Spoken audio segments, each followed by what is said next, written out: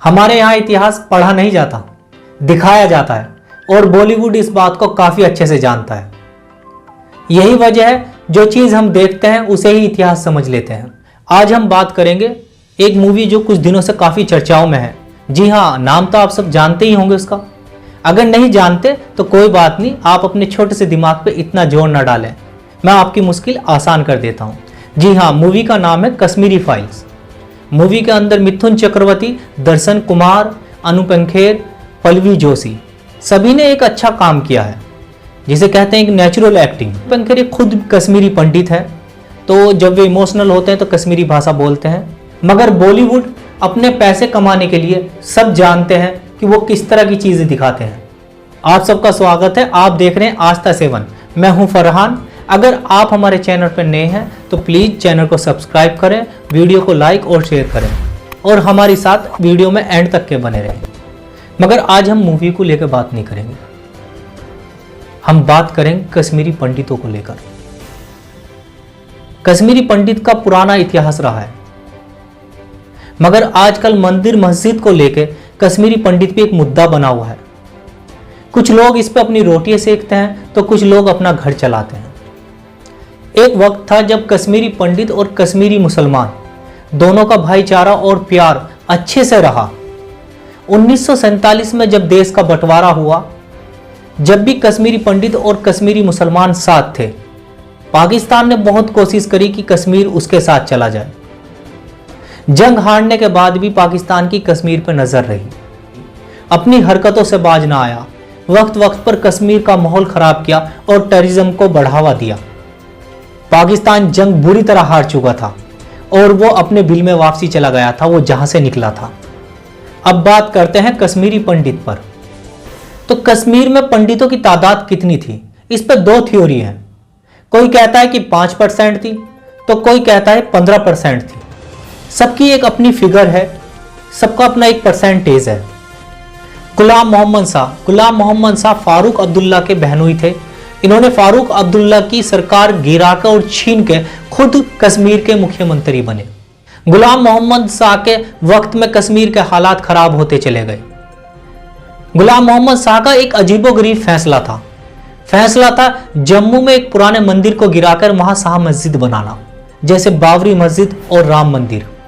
यह एक राजनीतिक चाल थी। अब इस फैसले के खिलाफ लोग तो जाने ही थे, तो कश्मीरी पंडितों ने इस फैसले के खिलाफ आवाज उठानी शुरू करी।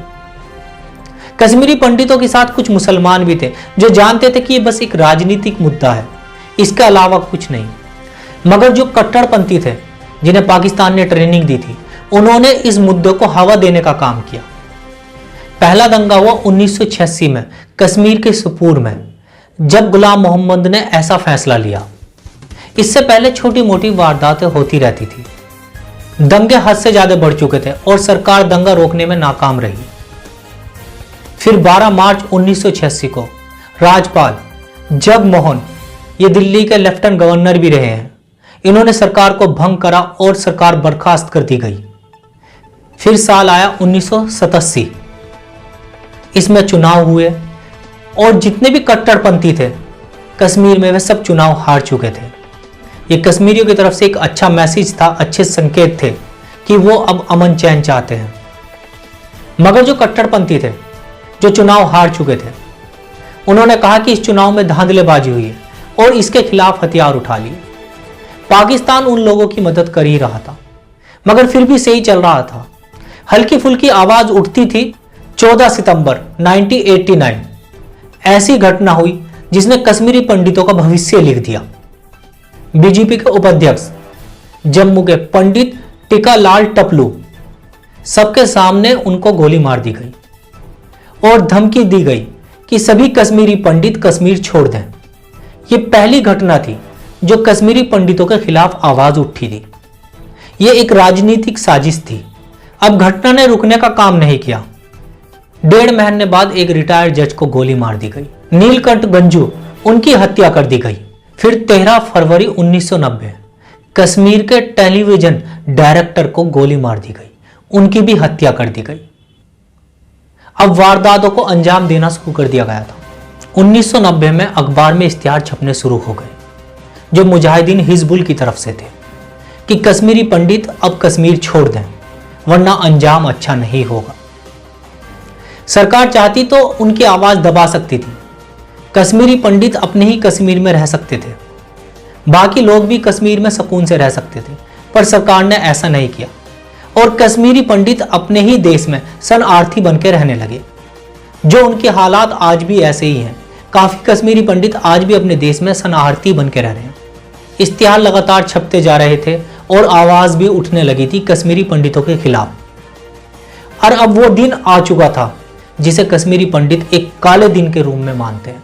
19 जनवरी 1990 कहा जाता है कि लाखों की तादाद में कश्मीरी अपना घर छोड़कर, कश्मीरी घाटी छोड़कर निकल चुके थे। अपनी जमीन और अपनी प्रॉपर्टी, जिसके हाथ जो लगा वो अपने ही देश में शरणार्थी बनकर रह गया। सबका अलग अलग फिगर है, मगर कहते हैं कि 3 से 4 लाख कश्मीरी पंडित कश्मीर छोड़ चुके थे। मगर जैसे बाद में सरकार ने शरणार्थी कैंप लगाने शुरू किए, कश्मीरी पंडित ही नहीं, भारत के अंदर अक्सर आम आदमी पॉलिटिक्स का शिकार हो जाता है। फारूक अब्दुल्ला एक उलझन में थे। वे डिसाइड नहीं कर पा रहे थे कि उनको आजाद कश्मीर चाहिए या भारत के साथ सरकार बनानी है। और फिर वो ही हुआ, उन्होंने भारत के साथ, राजीव गांधी के साथ सरकार बनाई। उनके लड़के इस बात को लेकर काफी नाराज रहते थे, अनबन रहती थी, पर कहते हैं ना कि पॉलिटिक्स में सब कुछ चलता है। अगर दोनों सरकार उस वक्त चाहती तो आज कश्मीरी पंडितों की यह हालत ना होती। जैसे भारत में एक मंदिर और मस्जिद एक मुद्दा बन चुका है, अब भारत के अंदर कश्मीरी पंडित भी एक मुद्दा बन चुका है। लोग इसको भुना रहे हैं और पैसे कमा रहे हैं। कपिल शर्मा ने भी इस मूवी को प्रमोट करने से मना कर दिया था। एक छोटी सी वीडियो है जिससे एक संदेश देने की कोशिश की गई है कि अब भारत के विकास की बात करें। अगर हमारी वीडियो आपको ये अच्छी लगी तो प्लीज चैनल को सब्सक्राइब करें, वीडियो को लाइक और शेयर करें और घंटी का बटन दबाएं। आप देख रहे थे फरहान के साथ आस्था 7 चैनल।